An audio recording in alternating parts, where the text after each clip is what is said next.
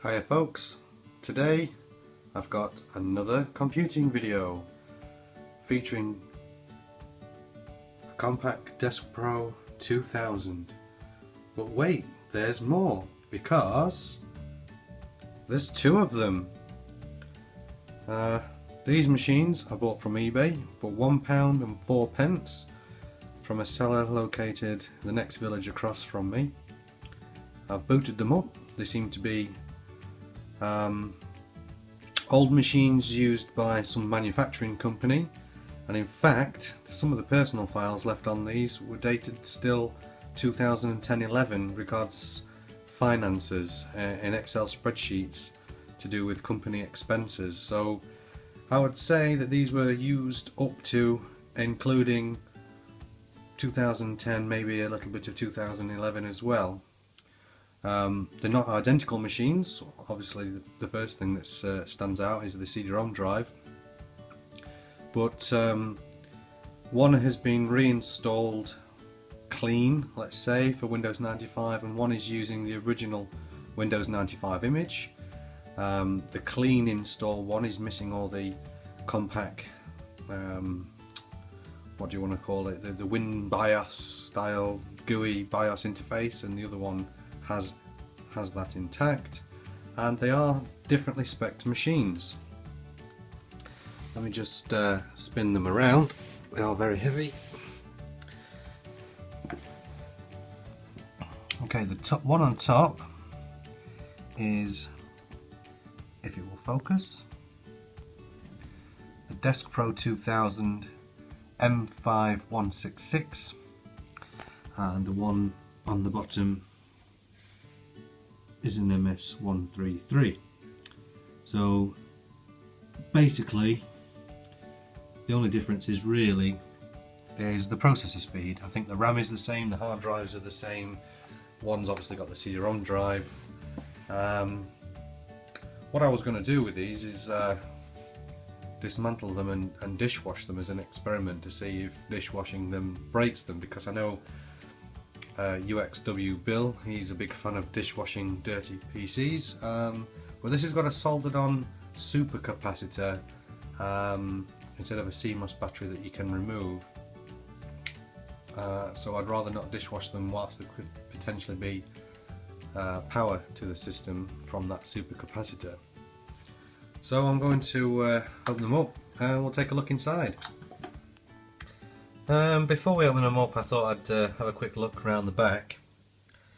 One has got its thumb screws intact on both sides and the other does not, so this lid can come off with, well, I want to say with very little effort, but it is quite wedged on. There's a pair of serial ports on, well, a pair, there's one on each. There's a parallel printer port, the usual PS2 keyboard and mouse ports, VGA graphics, and an onboard Ethernet controller that's got the old BNC style. I think these are 4 megabits or something, or 11 megabits maximum, and I think that's a 10 megabit Ethernet port. In fact, you can just make out there, it does say 10 megabits. And so let's have a look. So internally these look very, very similar to the NEC machine that I've featured in previous videos. I think there's two 16 meg EDO 72 pin SIMs, original Compaq branded ones. And this is the, well, it is a CR32, or is it a CR32? It's a BR2335. If I can just try and get it focused in. Is it going to play? Yes. And this appears to be soldered in place, so if I wanted to replace that, it would be a soldering iron job. There's a header for a video memory upgrade, and some sort of other connector here, which I assume is where another board would connect into both at the same time to give you extra video RAM. There's a VGA feature connection, which I believe are used for things like video capture cards and whatnot. I do believe this is a Cirrus Logic. I don't know which one exactly without looking at the specifications. This is the video controller. There's a 1994 dated something or other there, not sure what that would be, and some sort of header pads for another chip of some description. It is very dusty. Here's the SMC based Ethernet card on a riser board with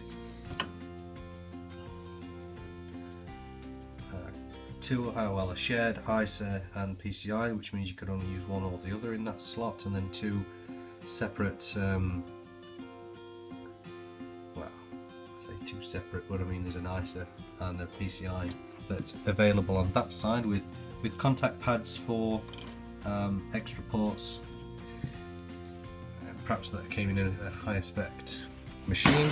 I'll just spin it round. I think yes there are. There's a couple more slots there, which obviously they use the same space on the back, which would mean that you can only use one or the other. The power supply is Compaq branded. It looks like there's been some sort of, it's not like that on both edges, so I guess that's been pushed in against its will. I don't know what the power supply is.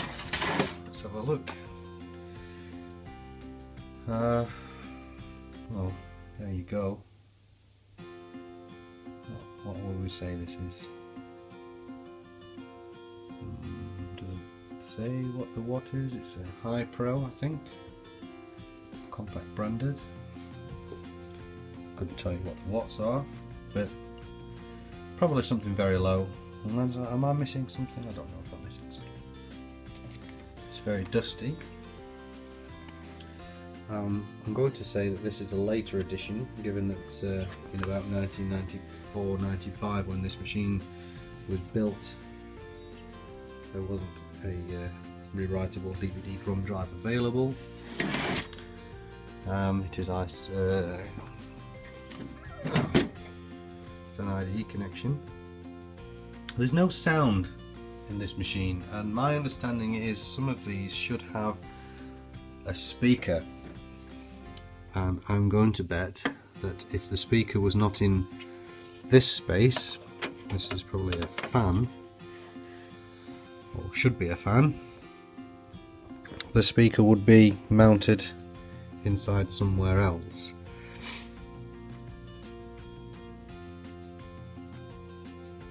It's interesting to note that spin it round, it says replace with Compaq spare, and then instead of an actual spare part number, it's just a bunch of X's.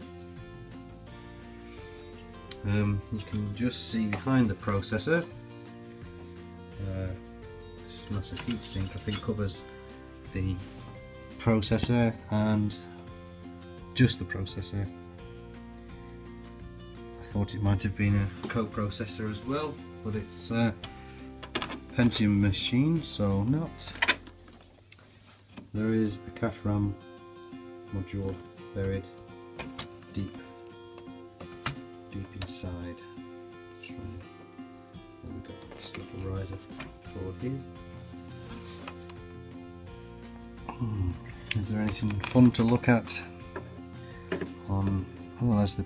Is that the South Bridge there? That Intel PCI set 1995 date stamped. There's a spare IDE channel. I'm struggling to show you. Spare IDE channel down there.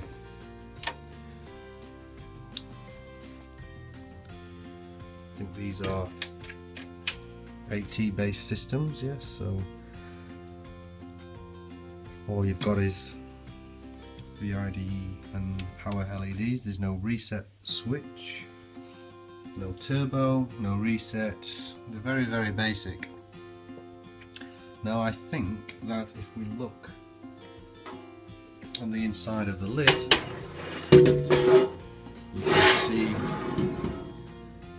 cheat sheet for all the combinations of processor you can put in a. It should take up to a 200.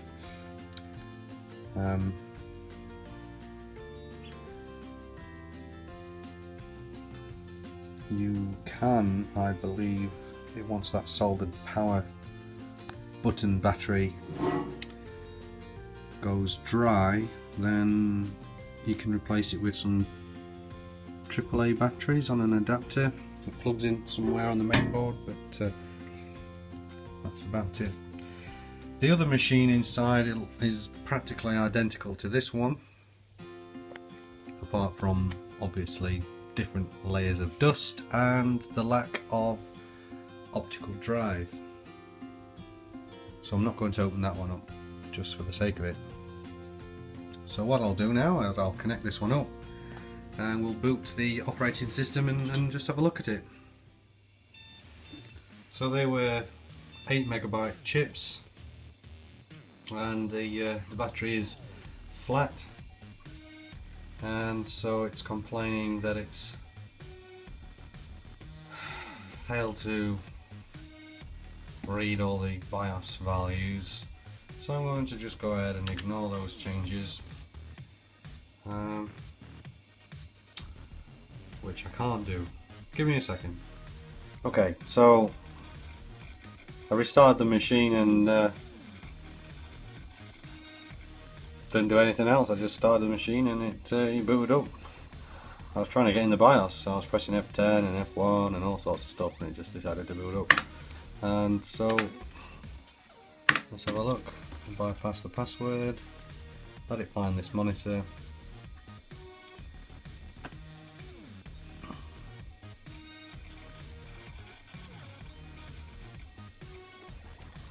Yes, it's still trying to get on a network connection to //server1/sys, which it's never going to find. I'm going to have to swap hands to use the mouse.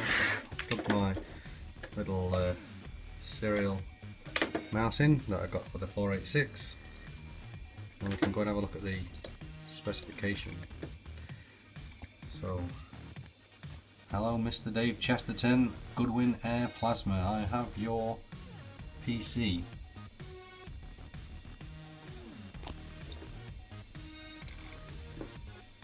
Can't find the PS2.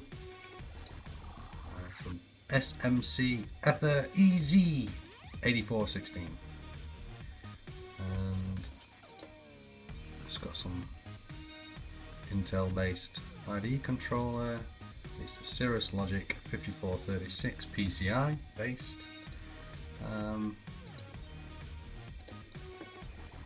IDE controller and IDE controller, I mean graphics adapter. Let's go and have a look at the hard drive, because I think the hard drive is a whopping 3 gigabytes. Yes, that's right, 3 gigabytes. And we've used 99 megabytes of it on Windows 95, and I believe Office is also, nope, not even installed. So this is a clean-ish Windows 95 install, and this is the operations software foxer.exe it's looking for, so I don't know what this is for. What's in the recycle bin? Oh, some shortcuts. Yes, 2009 dated. This Windows 95 machine was used to. And is there anything in the documents folder? Documents, Windows, documents, where's the documents? Is this pre-document? No. Okay. Some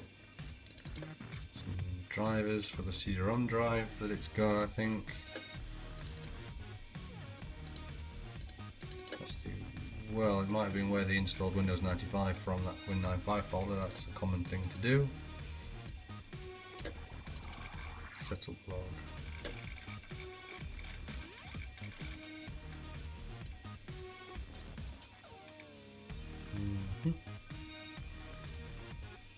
Yes, install the CD.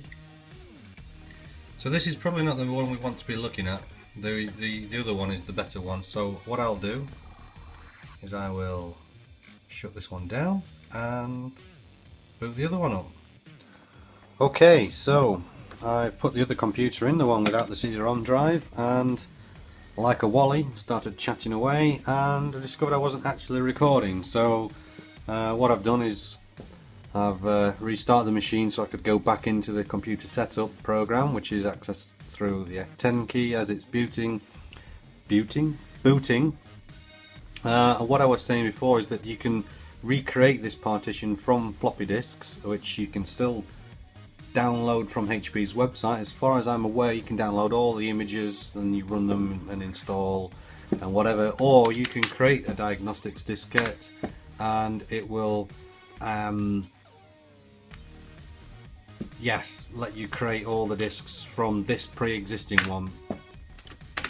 What I was going to do was perhaps using drive image software, take an image of this one, which contains the original Compaq operating system and the diagnostics partition, and put it onto this computer's hard drive, and at that point they will both be identical and I won't need to create it all from scratch. And then yes, we can look at the computer specs and set up for both, and there's a, I don't know what this test does. Testing. All right, let's. Oh, view device list. Can we do that? Okay. I was running this before on the others on the previous clip that failed to finish recording, and it simply just crashed looking for a modem. So let's see what this one finds.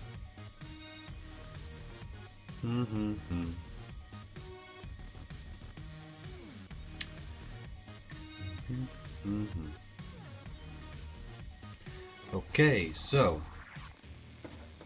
this is the where's my mouse gone? There's no mouse. Okay.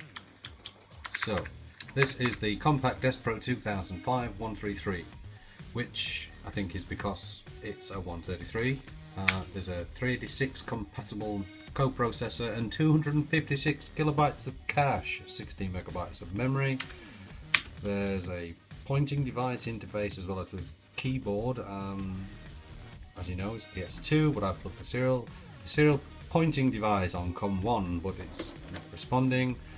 The graphics controller is a CLGD 5436 with 1 megabytes of video memory.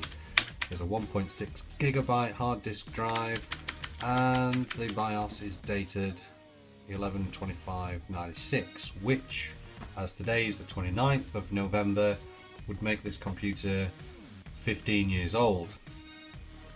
I don't know if there's a BIOS update for this. Am I bothered? Probably not. If it's there when I get the floppy disk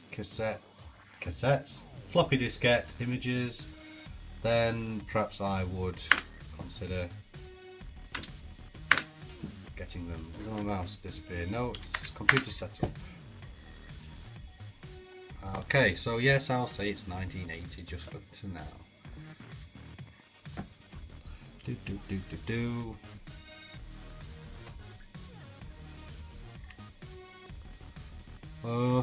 Well, the thing is, you've just seen all the specifications, so is there any really point going through this? So this is setup version 1.20, and so if the floppy disk version that's on Compaq's website is newer than this, maybe I should update it, and then we might have different things to play with. But you've seen the specification pretty much of this machine, and so I will just exit out of it and let it boot normal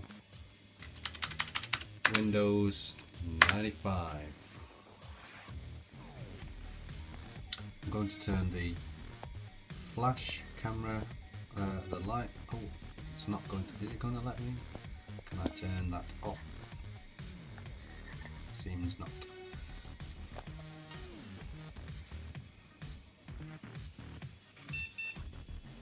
whilst this is booting, I'll just take a moment to show you the lovely keyboards that I got with this computer.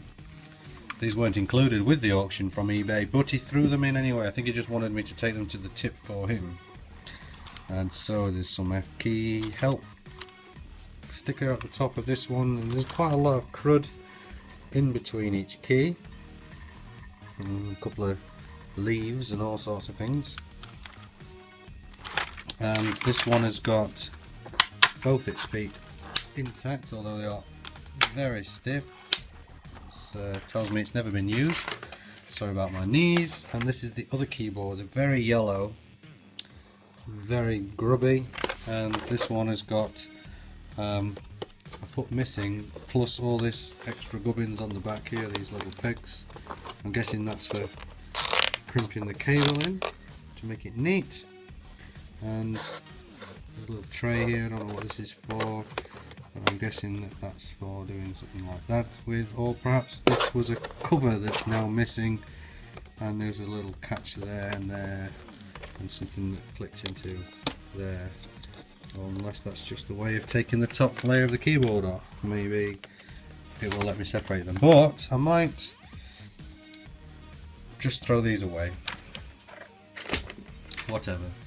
Okay, so it's all booted up now, and this one is giving me an SMC Ethernet EZ8416 error message. Don't know why. And this one is Angie. Well, find the monitor again. So maybe I don't want to image this one, but hey ho. See, it's set up a little differently. And it's got a hell of a lot more programs. It's got Iris on, which I think is it to do with an accounting package? I would say so. Adobe Reader 3. Or Acrobat Reader, sorry. Iris. Read Iris Pro. Oh, it's quite a hefty guided tool. Look at that drawing speed. Zoom in. What have we got? Oh, it's a scanning package. I thought Iris made accounting software. Okay, so this has got the original Compaq Information Center. Some lava port. I don't know. Some Novell? Nope. RS Electronic Catalog. RS Electronic Catalog. Software, could not find R. It's looking for a network drive. Oh, it's from Northampton. Exit out of that. Not bothered. Don't want to show any personal documentation, but you can see these are from 2010. And network programs similar to what we've had before. Some printers. Network Opera DOS. What's Opera DOS? Oh, it's on the network, so we can't launch that anyway. My documents. Where's my documents? Documents. There we go. And you can see there's some 19th of August 2010 documents here. I don't want to open these up, but let's have a look at the details view, and you can see 2010 they were updated. Okay. But did you notice that sneaky folder? Doom is installed. Doom. Let's have a go on Doom.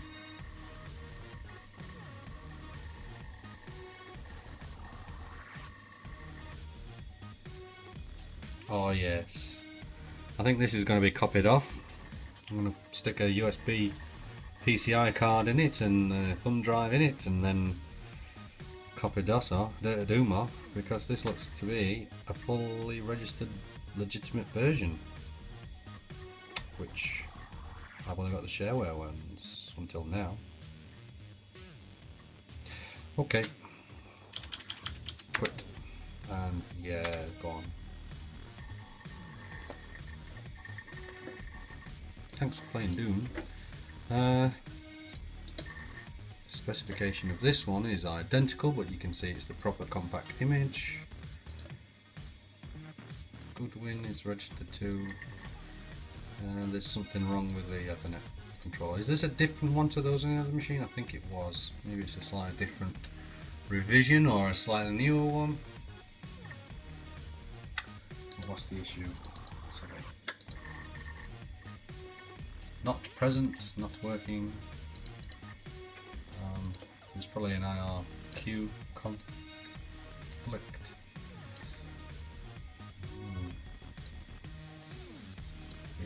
Yes, it's conflicting with the CL5436, which I think is the graphics adapter. So it's probably best to not image this machine and put it on the other one, just restore the partition that I need. Compaq Diagnostics for Windows 1.14.